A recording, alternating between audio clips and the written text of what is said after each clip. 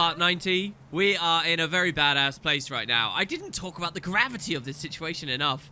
You can check it out. Look, the bone ship from the Central Invasion is currently sieging the fort. Really beautiful. One of the things I never showed you, unfortunately, is the NPCs that describe the assaults. But it's nothing too major. But yeah, so this guy's assaulting. We are moving up through the airship docks to visit an airship. Now, unless I'm forgetting something really weird and out of sequence we've done at some point. I know you guys have seen some ambient dialogue that has sort of broken it a bit, but we've never been on an airship. We've seen a few. One floating above the Vigil Keep. We've seen, obviously, several in the skies while we've been here, unfortunately, but we haven't had access to the docks till this door just opened a moment ago. And I gotta tell you, I'm a big fan of the Final Fantasy series. Growing up, I was. There was something about that mostly, more than anything else, that really instilled a love in me of airships. And so when it came to Guild Wars 2 and the fact that it was introducing airships, even though the original never really did that, I was, you know, so excited. This kind of steampunk aesthetic that was being introduced, and, you know, the technological development of the world, the introduction of guns, all those things, the real prize that came from it, as far as I was concerned, was this, and we're about to move on up. I do just want to say at the start here, I was just looking over all my notes and all the things I've got planned for the series coming up and as we progress into Victory or Death. And I kind of want to make an apology or something clear here. You know how I said that the episodes are going to be, you know, a little bit shorter now as we go forwards?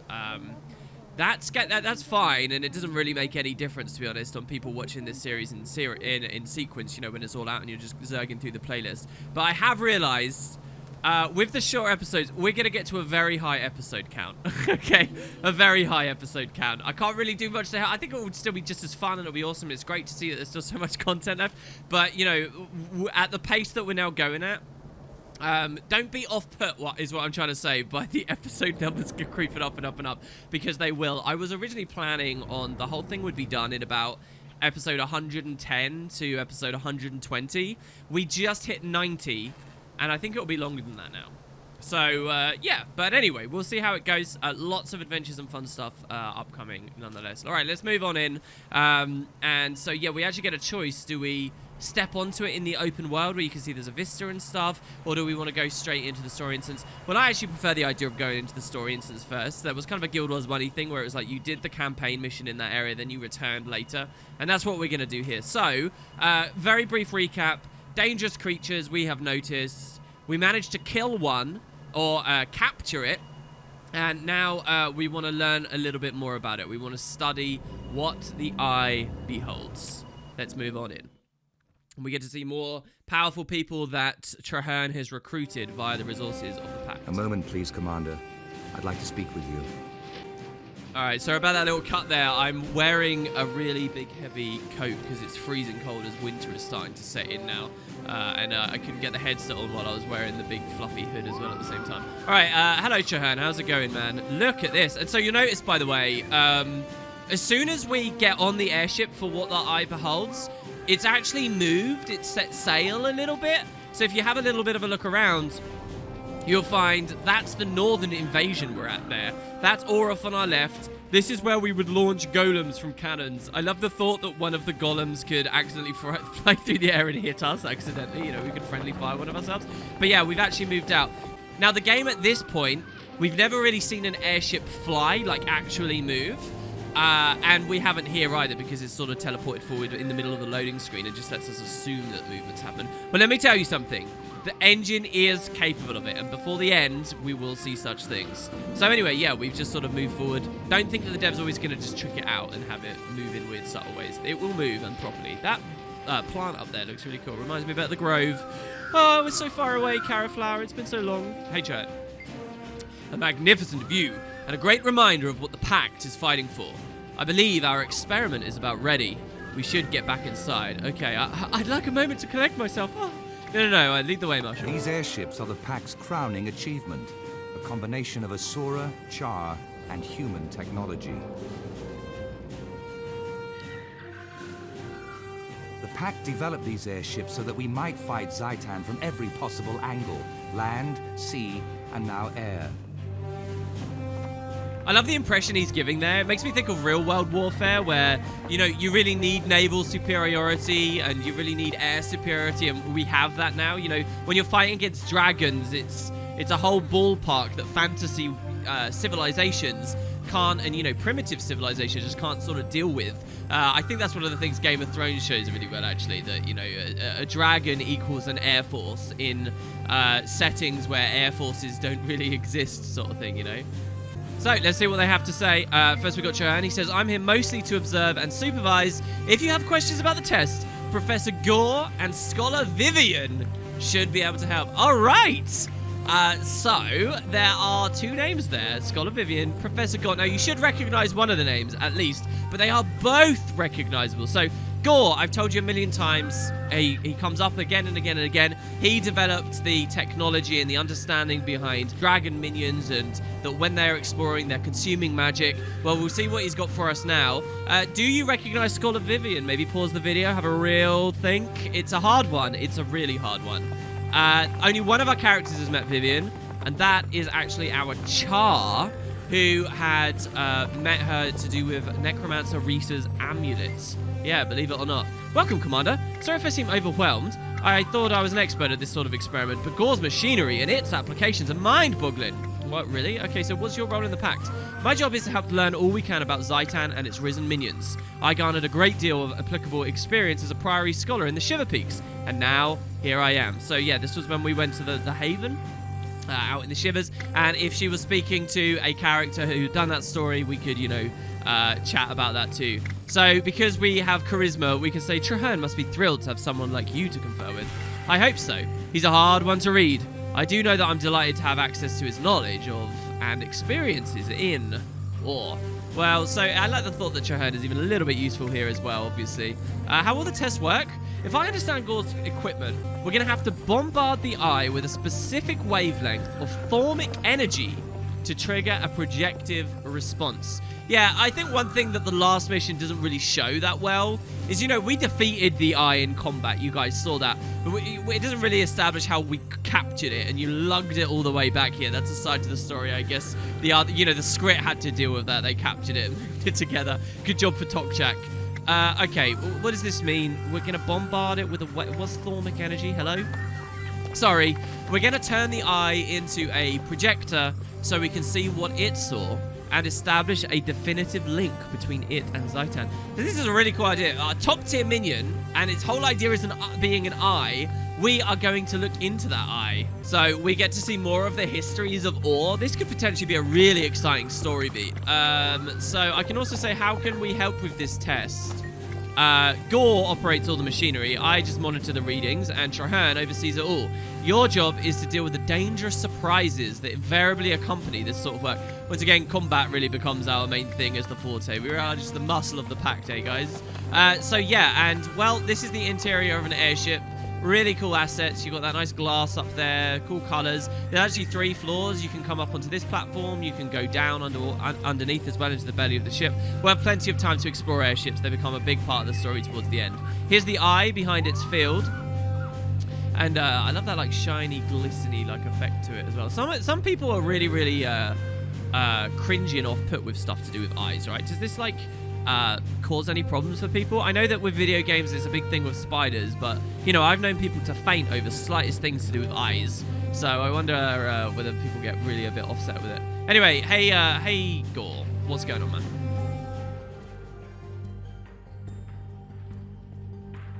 Commander, may I present Professor Gore, who pioneered the theory of elder dragons consuming magic, and Scholar Vivian, a top expert on the Risen. We're going to send a small etheric charge through the eye of Zhaitan's corpse to try and project what it's seen. The goal is to witness what it saw right before we killed it. And since Orion magic is so unpredictable, you're here to keep things under control. Ah, but unpredictability yields unexpected results. That's not always a bad thing. In fact, that's how most new discoveries are made. True, but most new discoveries don't bring the wrath of Zhaitan down on their discoverers. Manipulating the dead eye may do precisely that. We don't know what manipulating the dead eye will do. That's why we're not in Fort Trinity, and why the commander's with us. Let's begin. The subject is nearly ready to receive the etheric infusion, Marshal. Is it a good idea, though, to have a lot of high-ranking people here?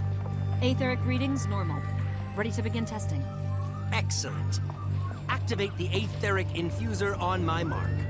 3, 2, 1, activate. I'll summon my fresh golem. All readings are within acceptable parameters. Subject is stable, it's working. Confirmed. The projector beam is now ready for firing. Commander, if you'll do the honors.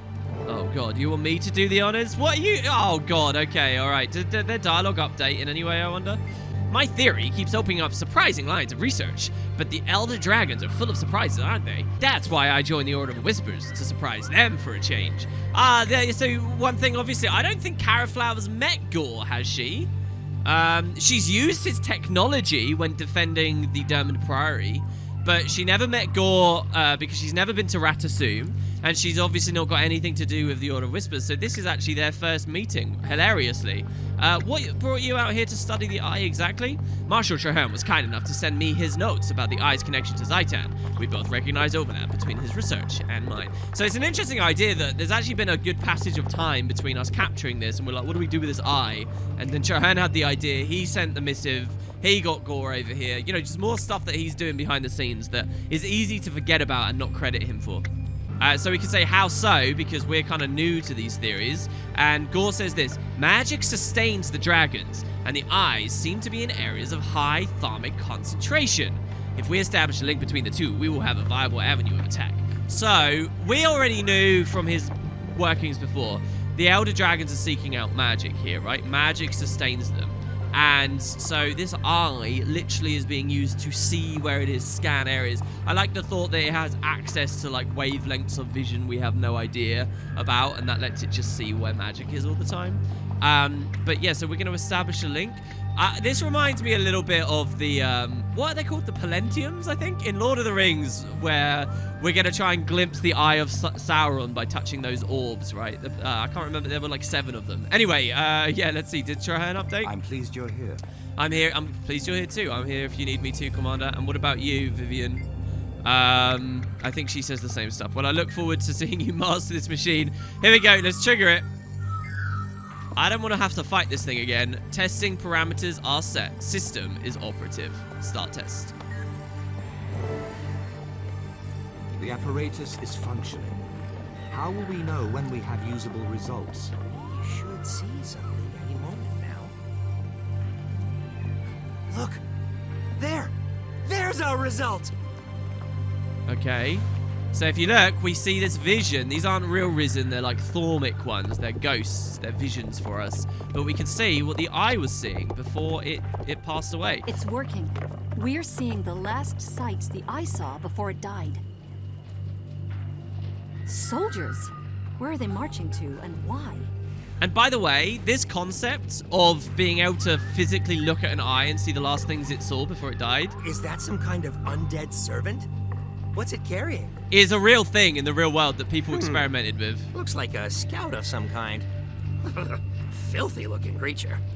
And obviously ended up to be bunk and not true and not possible. But yeah, there's all kinds of gruesome and macabre stories about eye dissections with people attempting. Because think about how good that would be, solving murder cases and stuff. Anyway, yeah, what are they doing with this? He's dropped an artifact.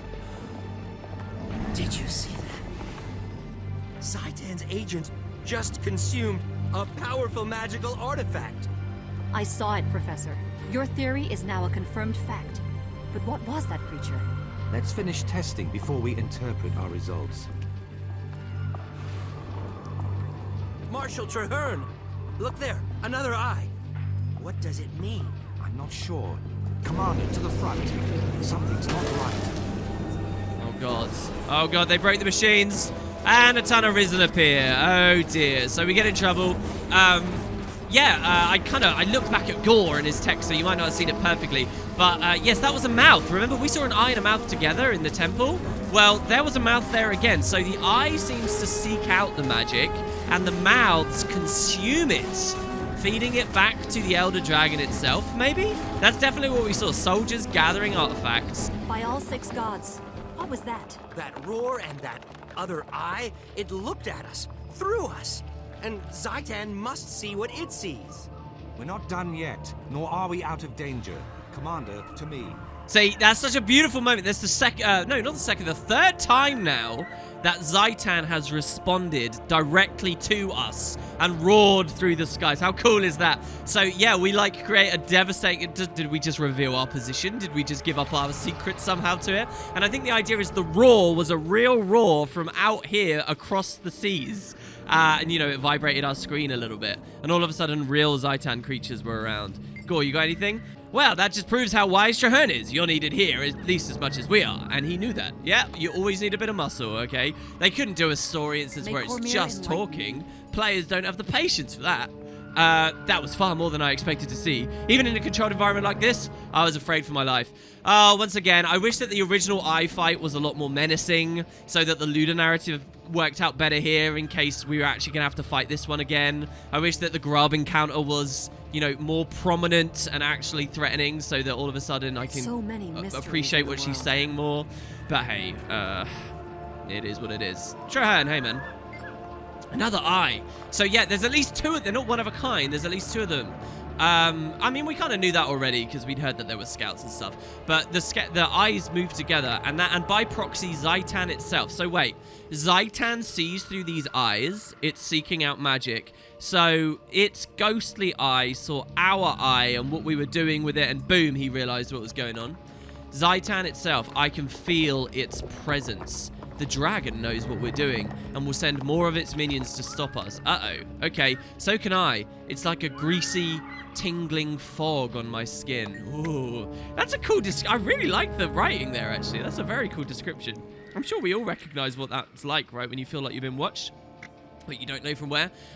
Maybe right now as you watch this video, guys. Oh, Zaitan, it's a little bit late for Halloween, I know. Zaitan's minions are here. They expect to remain undetectable, but I can reveal them. You can do that. Absolutely. I can feel the invisible invaders all around us. Stand ready. When my magic exposes them, they will most likely attack. So, the game never really explains how Traherne can do this, but we know he's proficient with magics, and maybe they have that creative leeway. Let's suggest that it's like an Orion incantation he's detected or picked up at some point throughout his life. And there'll be several crucial moments as this game and its expansions go along where we're going to have to find ways to justify Traherne's capabilities. Do it, Marshall. I'm ready. Now to strip away the veil that hides Zaitan's minions. Stand ready. There's no way to know how many we'll face, but we cannot risk taking any along with us. Okay. This doesn't seem wise. All right, so now have we seen these before? More new types of Orion here. And this is pretty cool in that the devs give us some new creatures, definitely, to fight. We just fought grubs, which is like the lowest of the low. Well, now we're fighting Wraiths. I guess we fought like liches and things that look like these. I think Mazdak attacking the Ascon settlement and stuff look like this. But these are just smaller versions of them. These Wraiths will roll around, and I like the idea that these are some of the most dangerous creatures that you can find in Ore. They're really badass, and certainly when we get to the later dungeons, there's some excellent stuff to do with Wraiths. You'll notice that their tooltips say that they teleport and steal health. More of those things. So we defeat one wave, and now we've got another wave coming up as well. In terms of teleporting and stealing health, I can't actually see them using those abilities right now. They seem to just be auto-attacking in this mission, at least it seems. But they do have the capability of much more interesting stuff, believe me. So we'll clear them down, go into our Mega Shroud, our Signet Shroud, and break them down. Another wave afterwards. We're not through yet. Stand fast. Just a little prediction from me as well. Eventually, I do think that ArenaNet will probably add an elite specialization to the game. We haven't talked about those just yet. That'll be an expansion thing. But based off of these things, 4 Necromancer called Wraiths. So one day, I don't know, I just have a feeling, one day Caraflower may become a Wraith. How cool would that be? You know, in flavor and theme. The idea that they're very teleporty based and maybe life-stealy too at the same time, or stealthy, would be cool. But damn, it's such an insidious thing that we essentially are delivered here, and that's that Zaitan just snuck all these things on. He's so sneaky at times, you know, and I love it when the game shows that. Like, what would he have done with them if we hadn't found them? I sense no more of the Risen. I think we're clear. Our findings deserve serious scrutiny, but I'd like to hear your initial reactions. I think we now have conclusive proof that the dragon sees through these eyes.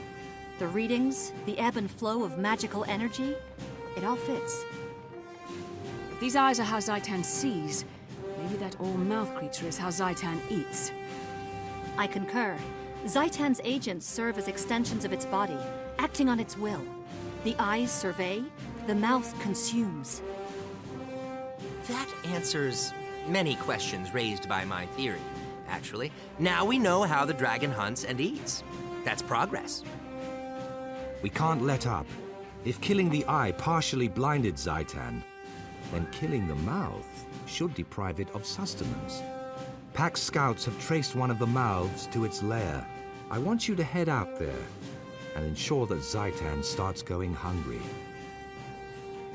Beautiful. So here the game starts dealing with a really important aspect of this struggle against the Elder Dragons. It's not all just one big glorious fight, you know, like a comic book or something. They really actually start talking about logistics of war and attrition, all right?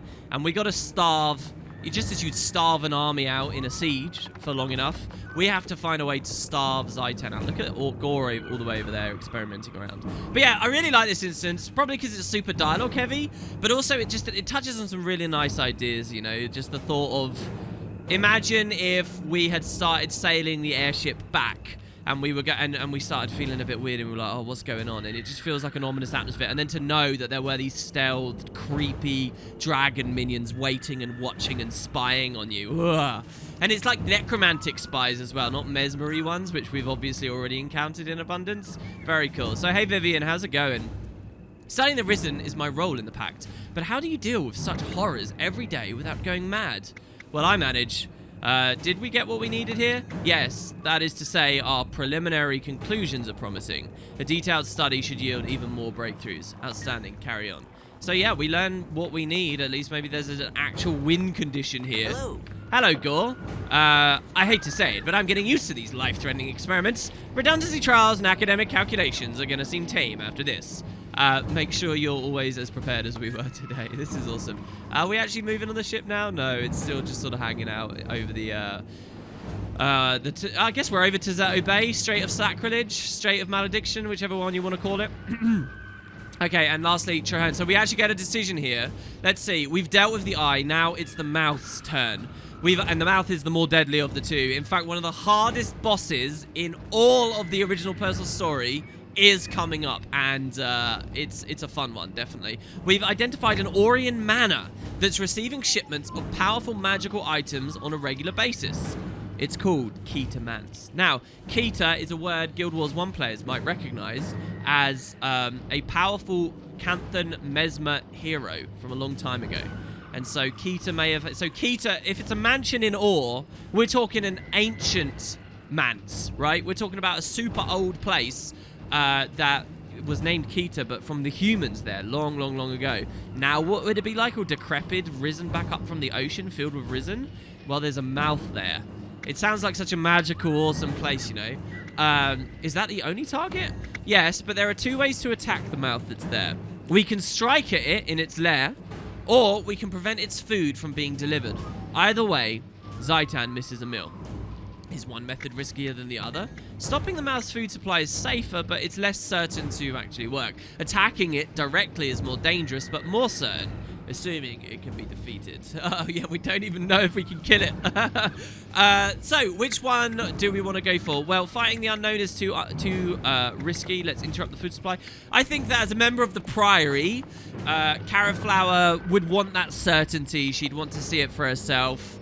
I don't think she'd necessarily go for the bottom one, but there's a lot of courage and perhaps folly in a direct attack, so I don't know, she might, it's kind of 50-50 for her, I think. I'm gonna go with I can defeat it. Let's attack the mouth directly, because I want to actually visit this mansion and explore this old place, and maybe, as you know, Priories are explorers, maybe a bit of Siren lives on in Caraflower here, and we want to you know, explore this place all cherry and without a worry on our shoulders. So let's do it. Let's attack the mouth directly. Very well. I'll have Explorer Hector muster a squad and meet you at Keita Mance. Good luck, Commander. Now, this is pretty cool. It's Hector. If you've forgotten, Hector we first met very briefly last chapter in Forging the Pact right at the start. And then she helped us to find Apatia after we'd been forced to abandon her, and we obviously found her rotting in that risen cell. Hector was one of those squad members that came along with us, and so yeah, we'll actually get to reunite with her. Thanks very much. We get our quest reward. What do we have here? Once again, lots of level 80 stuff. Troopers, Outriders, or Commandos. Let's go for this one here, the Outrider's Mask, which is Power, Precision, Ferocity. That's Berserker, which, remember, I have talked about before, but is kind of like the definitive power damage stuff, because it's lots of power, so you just hit hard, you crit very frequently with the Precision, and you crit hard with the Ferocity. You know, it's 3 stats that combo super well, and again, I've mentioned before, but now we're getting level 80 rare stuff. Very nice. All right, and we can equip that. Good job. Trahan says, I'm glad you're on this, Commander. I'm sure this is the path that will lead to Zaitan's destruction. I'm going to let you down, Marshal. You kind of saved our bacon a little bit there by detecting those Wraiths. So, good stuff. Right, let's get off of this airship, and we need to move on now. An ancient mansion in ore.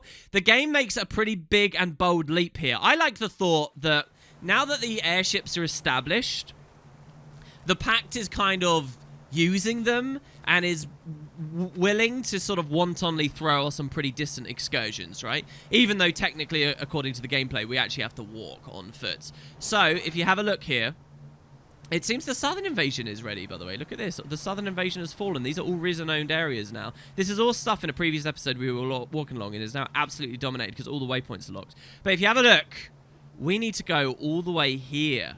We're going, like, right through ore now, which means invading and traveling forward. So join me next time, guys, where from the base of the southern invasion, I'll push it back through, we will do the escort deeper in. We probably won't do the full temple, as that can be pretty challenging and maybe is a little bit outside of our scope for now. But we will be pushing through and we will be visiting ore proper. You will really be out. So far, we've just been flirting with the edge. I love how much of a slow burn it's been. We've dipped in for brief moments. Well, we're really, really going to be in there. We're not even going to be in the Straits of Devastation anymore tomorrow. We'll be a lot further. So join me there, guys, as we hunt down the mouth. The eye done, the mouth next. See you next time.